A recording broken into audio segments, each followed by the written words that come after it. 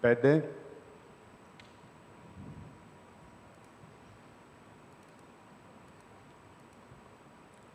Good morning, Yanis. Welcome to this summer school. I'm so happy to see you once again after so long time. Yes. Yanis Paravadis is a professor in the Department of International and European Studies of University of Piraeus. His main was a 5-year study as civil engineer in the National Technical University of Athens. Professor Paravadis has participated in 14 research projects. I don't give more information about his background. We have the CV. So he participated in 14 research projects, in 4 of which he was scientific coordinator. Prior to joining the academia, Dr. Paravadis had a 10-year professional career. In total, he was supervised more than 40 environmental impact statements and special environmental studies, mainly of large transportation and technological infrastructure projects. Today, he comes into this research circle with a very special contribution, and I invite Yanis to take the floor. The floor is open for you. Thank you for your kind words. And you know, thinking this is the first time in my life that a diplomat has introduced me to a panel, and this is a particular honor, so thank you for that. I'm going to be sharing my screen in just a moment. Okay, so please give me a few seconds to do that. Sharing screen. Okay, and I'm hoping, and I would enjoy actually a confirmation that you can all see my screen. Can you see my screen? Yes, yes.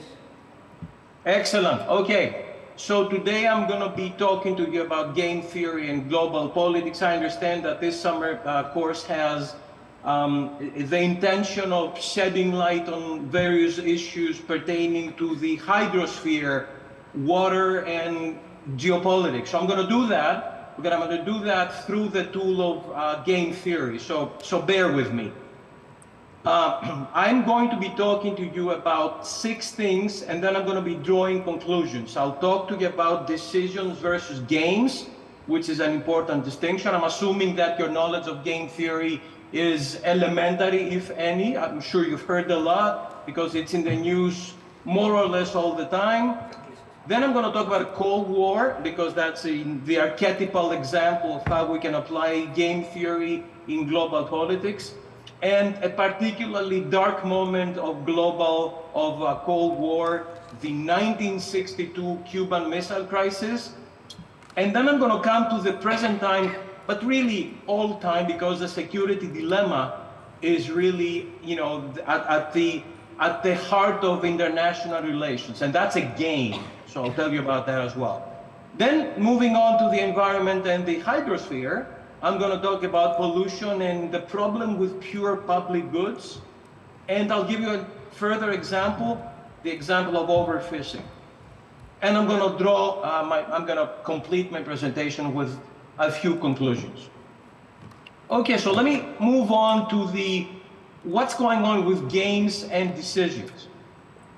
Let's say, God forbid, that a middle-aged person goes to the doctor and the doctor has some bad news. The person has a serious disease. And the doctor gives that person 2 choices. You can either undergo a painful treatment that is not going to cure you of the disease, but at least it will buy you some time, maybe like 5 years. Or you can do nothing, because remember, this is a painful treatment. But you may want to do it because it will buy you time. Or you can forget about the treatment, forgo the treatment, and instead, I don't know if you've seen the movie Bucket List. It's exactly what it's all about. Bucket List. Make sure you guys see that movie. Okay, so, or you can forget about it and spend a few months that you have remaining, maybe traveling the world, doing what you would like to do before you pass on to eternity. So you have those two choices. This would be, you know, a pretty painful situation. It may come to many of us because such is life. Books have been written about it, you see, when your doctor has bad news. Okay. But it may happen to everybody. Still, what I want you to think is that it's you and the disease, you and God. It's just you. So that's a decision. Nobody's playing a game with you. Maybe, you know, if you're religious, you can say that it's God's will. What God's will would happen. And that can provide consolation, as you see in the right book cover in this slide. If you're not very religious, you may consider that such was my luck in life. It's the luck of the draw. Some people will get cancer. Actually, more than 1 in 5 will probably complete their life with cancer. I mean, so that's his life. Still, this is a decision. And if you go on to do an MBA in your life, you're going to have plenty of case studies asking you to take a decision like a manager in hypothetical settings. So a decision is what it is, and studying, you know, managerial case studies in order to examine how we make decisions. Economics is the science that examines how we make choices. It's still more or less in the context of decisions. We have behavioral economics the last couple of decades trying to put, you know, some additional perspective with game theory and complex systems. Even if you have more than 2 decisions, it's still a decision. So there comes a time when we have to put into the picture additional decision makers. It's not just you. It's Russia. It's the European Union. Greece. It's also Turkey and Israel and Cyprus and Italy and Spain and Germany. So then we go from this decision model, when it's just you making a decision with all the repercussions and ramifications of your choices, we go to a multi-decision, which, you know, all these guys that you see here, guys and girls, are decision makers. And they're making their decision at the same time like you. And their decisions affect you, and your decisions affect them. That's game theory. Interactive decision making with multiple decision makers. So that's what I'm going to be talking to today. And talking about game theory, this was a 1946, if I remember well, book, right at the end of the war. This has been characterized as one of the most important books of the 20th century. The famous theory of games and economic behavior by von Neumann, the genius mathematician, and Oscar Morgenstern, his companion economist. And this is the seminal book that applied game theory in economic behavior. And this pretty much started it all. Okay. And then, of course, if we zoom 15 years to the future, remember I told you it's about 46, I forget, we go to 1960, and we go to another seminal publication by Thomas Schelling, a renowned international relations expert who passed away only a few years ago at the age of 90, over 90 years old. Lucid mind until the very end. And in this, the strategy of conflict, Thomas Schelling, a professor at Cornell, if I remember, he went through many great schools. At some point, he was at Cornell. And this guy applied game theory in social sciences, especially global politics. So this is the seminal book that one should read if he wants to know about the application of game theory in global politics. Okay, and you know, before I move on to the second topic, I'm going to be talking about Cold War. Let me just say this, that if you ask me, John, Yanni, please give us game theory in 5 words or less, I can do that. Game theory is the mathematical language of strategy. But when I say mathematical, you know, don't think about higher mathematics, like that Greek guy who is at MIT, I think it's Daskalakis, if I remember well, who was an electrical engineer from Crete, did his PhD at Berkeley with another famous Greek professor there, and became a professor at MIT, and he solved the problem that was highlighted by John Nash himself. No, we're talking very simple mathematics. You have to know how to add and subtract. That's game theory as far as how it's applied to strategy goes. Okay, so now let me move on to my next topic, Cold War. Cold War is the archetypal example application for game theory. You know, this is a good depiction of what the Cold War was all about. Stephen Waltz, the famous professor of global politics and the father of modern realism, who was at the University of Piraeus, where I'm a professor, a few years back, and then he passed away the next year after he came to the University of Piraeus, again at a very ripe age, near, I think it was 88 when he passed away. He said that the Cold War was really 4.5 decades of nuclear peace. And that's a great, quote for the Cold War, because you see here the two opponents, the United States and the then Soviet Union, the father of Russia and all the other satellite states, they fought with arrows. They fought many local wars with, conventional weapons, or they even, as you will see in a moment in the Cuban Missile Crisis, they communicated to avert the possibility of a nuclear war because they both knew what's behind them in the big arsenal. See the bombs on the left and the right? They see them. They know that their opponent has nuclear weapons, and because of that, they want to avert and that's what happened. So you see, today I see all these well-meaning, left-leaning parties, communist and socialist parties in Europe, talking about, peace movements and the like. That's well-meant, but very inaccurate.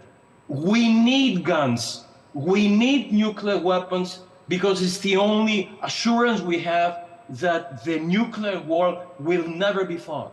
And you see how Putin, in his invasion of Ukraine, he talked the talk, but he avoided to walk the walk. He's been talking about nuclear war because it has great communication value. It's a threat. But if he breaks the nuclear taboo, if he actually uses nuclear weapon, that's going to be the first time this has been done since Hiroshima and Nagasaki. He's not going to do it. Chances are he's not going to do it unless he thinks it's an existential threat for Russia. And that's why the West is very careful with not, overstepping the red line that he has placed because of the fear of nuclear war. This is a game. This can be modeled in the language of game theory as the game of chicken. The game we see many times in movies when two cars go opposite one another at great speed, and whichever of the two cars chickens out and brakes or swerves loses. See, the thing is, if they both keep moving straight, please look at the bottom right cell of that tape. They're going to crash. It's nuclear war. They both die. So that's something they both know they don't want to do. If both swerve, it's going to be a tie. It's okay. Ideally, one of the cars would like the other to swerve so that he can appear to be, he or she or it can appear to be the winner. I did swerve. I won. And that's a typical, what you see here, folks, is the typical bread and butter of the strategist. A 2-by-2 game with two players, and I can show you a better example of that in a moment. Two cars. You can see the two players there, car A, car B. The car A is traditionally called the row player because car A is responsible of the choices of car A coincide with the rows of this table. Don't swerve, swerve. Then we move on to car B at the top of the table. That's the column player. Again, has the same, so this is a totally symmetrical game. Okay, and in the four cells, you see some numbers, traditionally in small integer values. They can be negative, that's okay. And in those, you see the payoffs. the monetary remunerations of those players if they choose, if their choices lead them to a corresponding outcome.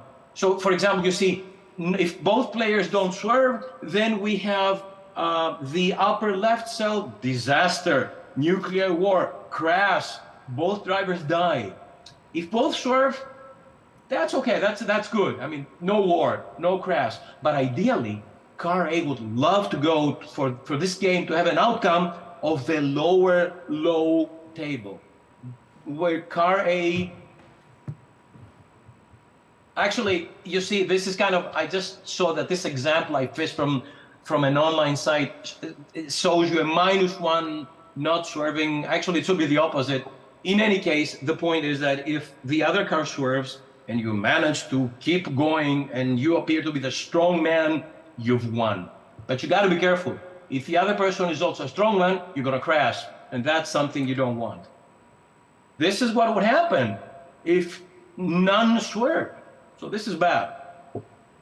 And this has been depicted famously in the movie Rebel Without a Cause, where James Dean, the guy in the red shirt on the right of the picture, is fighting with the other guy. This is a slightly different game. They both run towards a cliff, and whoever stops first is the chicken. As it turns out in this game, James Dean checked out his door. That would be an exit strategy, and made sure before the start of the game that that he had an exit. The other guy was combing his hair, okay, and didn't realize that his cuff was caught at the door handle and couldn't break, and went on and died, obviously winning the game, but because of the way this game was played, died. And this is how you would apply the chicken game in the Cold War, where you see the strategies being not exactly symmetrical, although the payoffs, the numbers are symmetrical. Usually it was the US who had, the initiative in many cases. So these show you that the US usually had the choice of confronting whatever challenge the Soviet Union put on the table or doing nothing. And the Soviet Union at its side, at its end, had to either go on with the challenge or withdraw. And of course, if the US confronted the Soviet Union and the Soviet Union went on, that would be a disaster. Look at table at cell D, -20, that would be a nuclear war, most likely. It usually didn't end up with both swerving, the US doing nothing and the Soviet Union withdraw. No, they usually, one of the two great powers usually appear to be benefited from the interaction. And then in a next interaction, like for example, you'd see in Turkey one thing happening that would favor the US, and then in Cuba, something that appeared to be favoring the Soviet Union, or vice versa. So they would, coordinate their movements so that one would win at one specific instance, the other at the next instance. They appear to be the balance. That balance was essential. That strategic balance is what kept us out of the nuclear war. And then you may remember, some of you may have been too young to remember, but back in the 5th of July 2015, we had an unusual plebiscite in Greece, whether we would agree. I'm sorry about the Greek. If you guys look at the bottom part of the text over here, you see, that's funny. I mean, a cognition scientist could analyze this very fruitfully, and it has been done. It's questionable whether people would be able to ascertain whether look at the text here, please, reforms for the completion of the current program and beyond. And the second one is preliminary debt sustainability analysis. I didn't know what debt sustainability analysis is, and I had to look it up. So cognition-wise, this is questionable, whether it was, verbalized like that. But in any case, you've heard what happened, or you remember what happened. We had a chicken game with Merkel. Because, think about it, the euro is just a Deutsche Mark. And Varoufakis and I'm sure the well-meaning government at the time tried to confront Germany and, Brussels. You can't do that.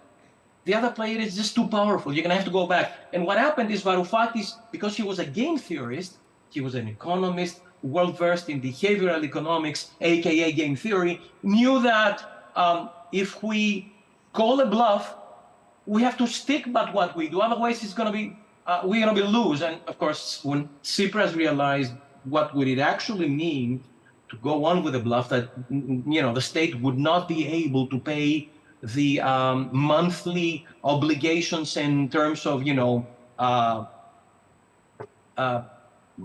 money given to working people, health obligations, and what have you. When they realized that, they basically recalled their bluff. And here's another funny example of that, confrontation. Look at the mirror. You can see Merkel's eyes widening, scared, because at that time, Europe was not ready for a country to leave the Eurozone. So it was a well-devised bluff. It's just that I'm sure the well-meaning government at the time had not realized that, wait a minute, what if the Europeans call our bluff and invite us to exit the Eurozone? Are we going to be able to pay monthly wages, salaries? No. Oh my God. How are we going to be importing gasoline? How about medicine? So when they realized that, they basically reneged and went back. So that's a famous chicken example as well. And here's another famous example. I don't know if this is my favorite one because I've studied it quite a lot. That's India and Pakistan, two nuclear powers. India is playing this chicken game, really having in the back of its mind that I am a nuclear power and I am a global power, superpower in the making. By the way, if you don't know that, the big deal is about Kashmir. This is what's been, debated as to who it really belongs and what's the demarcation line and what have you. But in any case, this is another chicken game and you're not going to see a nuclear war there because both of these countries are nuclear powers. Okay. So now let me move on to a specific instance of Cold War, the Cuban Missile Crisis, 1962. This book is amazing. You should read it. It reads very easily, and it's a reasonably short book by Robert F. Kennedy, The 13 Days, which gave rise to this great movie, which I strongly advise you to see. 13 Days, a 2000 movie, 2 hours and 24 minutes. So it's a pretty long movie. You're going to love it. And it's very faithful to what happened in the missile crisis in October 1962. Okay, Cuba is very near Miami. You can go to Miami, I think, about 4.5 hours with a fast boat. So it's dangerously close to Miami. So what happens in Cuba is very important for the US. So what happened is, at some point, there you go. See, now we're talking about 1962, no internet, very limited satellites, okay? It was pretty much the beginning of satellite communication era. So, and a plane overflying Cuba and taking pictures, a la candid camera, saw these little, you can see here, what the hell are these? So they looked them up, their databases, those were SS-20s, nuclear heads. So the Americans, of course, freaked out. What? The Soviet Union is moving nuclear weapons to Cuba? Imagine Greece moving nuclear weapons to Castellorizo. Or, Cyprus, although Cyprus is not a part of the Greek state, but they are, close allies. Turkey would be rightfully, concerned with that. Okay, so as soon as they saw that, they basically devised. It would be a lot of fun to go through the entire history, but I don't have the time to do that. What I'd like to do is that basically, in 2 words, the JFK government ordered a blockade. And they ordered a blockade and not a quarantine, because a quarantine had certain ramifications. The word has significance in international law, so they wanted to avoid that, and they used a blockade of Cuba. No ship could go in and out of Cuba. And after certain things, happening, and one day waking and seeing one kind of communication through the teletype, fax didn't even exist then, okay, from Moscow, and then the other day looking at a different teletype coming in and wondering what the hell happened. Was there a coup d'etat that happened overnight and Nikita Khrushchev was overthrown? Nobody knew. And finally, they found a deal. And the deal was this would be a game of coordination, okay? They managed to coordinate. How? Well, Khrushchev and Kennedy agreed that Khrushchev would have the nuclear heads removed from Cuba, and there was a secret part of the deal, that within 6 months period, the United States will remove some obsolete nuclear warheads that they had in Turkey. And they did that. So, many times you hear people debating nowadays, so who actually won? Before the Soviet archives were opened, we always thought that the US won, but really, if you think about it, especially now that the Soviet archives have been opened and there's new books coming out, I'm gonna skip these, like this. This is one of the new Soviet-written Russia, books on Cuba. And now we know that really it could be that, now this is strategy and how this can be modeled through game theory and its language, that maybe Russia devised that in order to have the even obsolete American warheads removed from Turkey. I mean, Russia, maybe Soviet Union, never intended to engage in nuclear war with the US, but that was a well thought out threat to place nuclear warheads in Cuba so that it can have the American missiles removed from Turkey. Okay, I'm now gonna move on in time and come to now. Really, now or any time. The states, why can't we have peace in global politics? By the way, we cannot. War is a bad thing? Sure. But you know what? It's the continuation of diplomacy with other means. This sounds bad, but it's what it is. In global politics, we cannot have peace because we don't have an over-government or a police, a global police that will, basically make sure that the states don't fight with one another. And the states will fight one another. And you know what? At the heart of this problem is a fear of a state, will I continue to exist?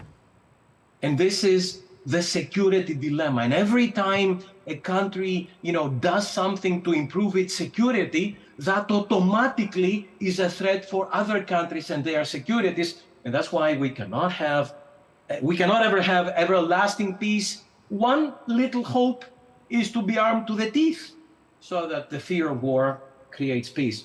But that would be another presentation, another discussion. And the game that is the example, the archetypal example of this security dilemma is what we call the stag hunt game, the deer hunting game. That shows you that the question of security in global politics is a question of trust that doesn't exist and cannot possibly exist in the anarchic environment of global politics. So basically, you have two hunters deciding to cooperate, and if they cooperate, they can together hunt the stag, a male deer. And that's great because the stag has a lot of meat. That's great. If we don't cooperate, they can each hunt after a hare, a rabbit. And that's okay. A rabbit obviously has much less meat, but at least they're going to catch something. But the problem is, if they cooperate, if they communicate and agree to go hunt a stag, if one of the two gives up, does not hold on to the deal, then that other person that has defected will go hunt a hare, but the person who has cooperated and has gone to the meeting will basically lose his day, won't be able to hunt anything. So that's the problem.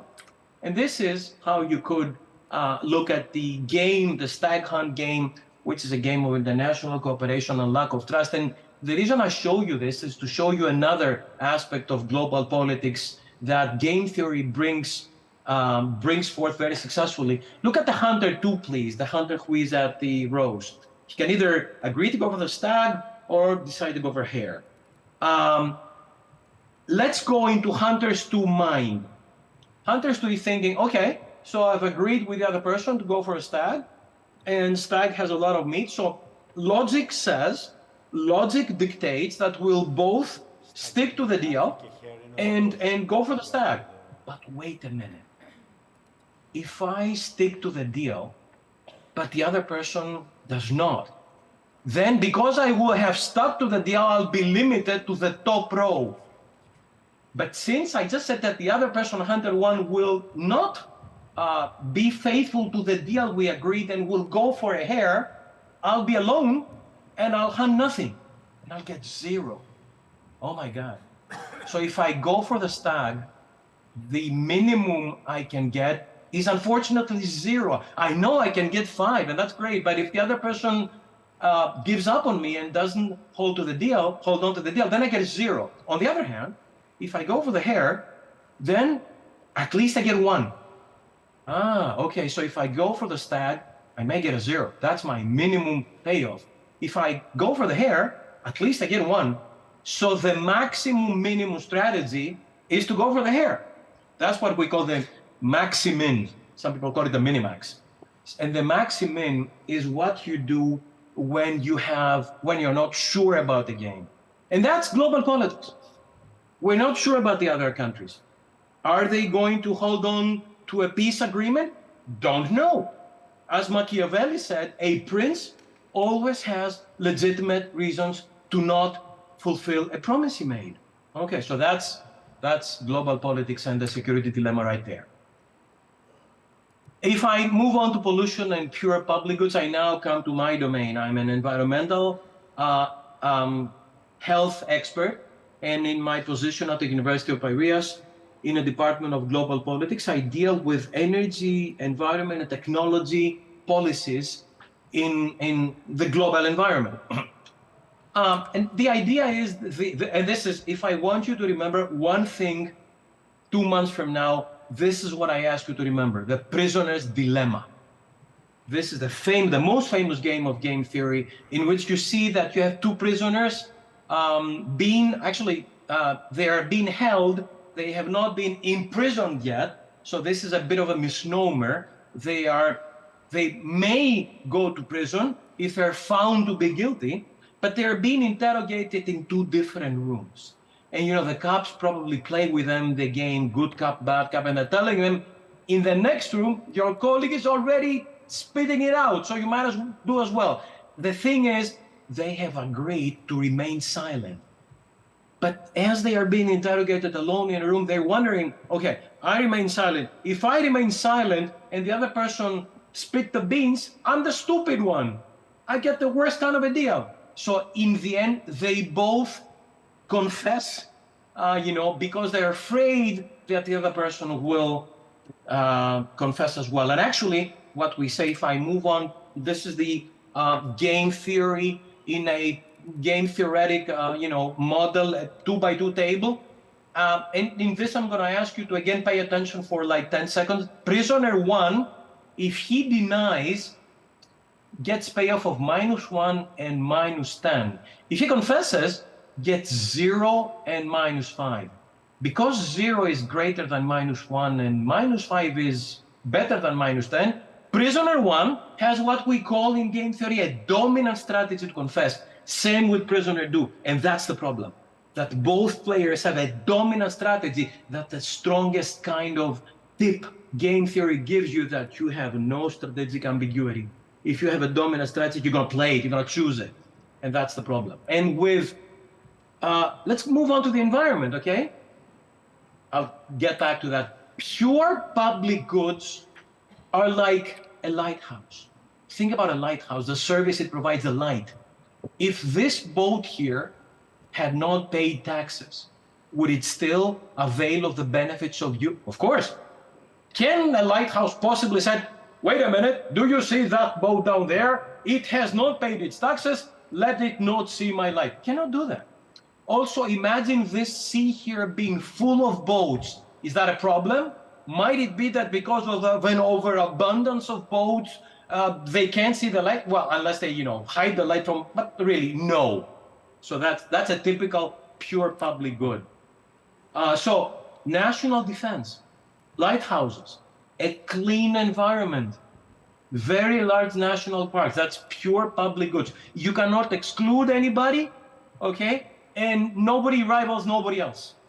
State education is not like that, okay? It's non-excludable, but you have to take the Panhellenic exams to enter it, okay? So the problem with pure public goods is a problem that was pointed out in 1968 by this seminal paper by Garrett Harding, The Tragedy of the Commons. And this means that, wait a minute, imagine a village in which the green commons, great. And then a villager takes his cow at the commons to eat the grass, nibble at the grass and produce nice milk. And that one villager is very happy. And then a second villager sees that and says, wait a minute, there you go. Why don't I take my cow as well to the common space of our village, so that I can avail myself of the free grass growing there? The problem is, as more cows show up, you reach the carrying capacity. The number of cows that can be entertained without the commons degrading in environmental quality. And when many cows show there, you've got a tipping point that everything breaks and goes to hell when the resource is really depleted. And this is the basic crunch of environmental problems and pollution, including water pollution. With water pollution, and I'm moving to the last topic now, another problem is overfishing. When, different fleets in the North Sea and the Atlantic, they're bound by ratios and they agree to, maintain upper limits but when the night comes and they can get away with fishing more tuna, they're gonna do that. And you know what? Actually, they would love everybody else to stick to the agreements and the quotas so that they can fish as much as they want. So that's a prisoner's dilemma. So water pollution and overfishing especially is a prisoner's dilemma. And it teaches you some specific lessons about strategy. Okay, so let me wrap up my presentation by repeating the main points I would like to ask you to keep in your mind from today. Okay, so we have decisions. When you're alone, you're making a decision. But when it's more decision makers interacting with one another, you have a game. And guess what? When you move on to a whole society, you have thousands or maybe even millions of players, then it's a complex system. And you know what complex system does? It does things you don't expect. I could give examples of that, but I have no time. So keep in mind that if we take games and we extend them to very large assemblages of games, then you have complex systems and complexity. Key game theory takeaways. Please remember, I spoke about the game of chicken when people coordinate, the stag hunt game, the security dilemma that characterizes global politics, and the prisoner's dilemma that characterizes environmental problems, because clean environmental resources are depleted by the common usage of all. And that's a prisoner's dilemma, very tough to agree on. Climate change is an archetypal prisoner's dilemma. There's a Nash equilibrium. That's something I want you to remember, but more so, I want you to remember dominant strategies. When you have a dominant strategy, you are assured to choose it. And when a dominant strategy exists in a game, that removes a lot of strategic ambiguity. And then the Cold War and the Cuban Missile Crisis, and those slides I skipped over, they showed you games of sequential moves that I didn't speak about today. And the security dilemma and the energy crisis and geopolitics, which are current terms being discussed in the context of game theory, the mathematical language of strategy. And then in the environmental example, I told you about pure public goods, pollution, overfishing, climate change, all these being prisoner's dilemma. And the final parting shot I'd like to leave you with is that in game theory and strategy, actions speak louder than words. Don't mind what someone says, a state, a global politics actor. It's communication, and that's part of the game. Ignore communication. Pay attention to what that party does. That's the strategy part. So strategy beats communication. And that's the basic lesson I'd like to leave you with from today's presentation. Thank you. I'm all done. I'm open and available for Q&A or anything else you want to share with us.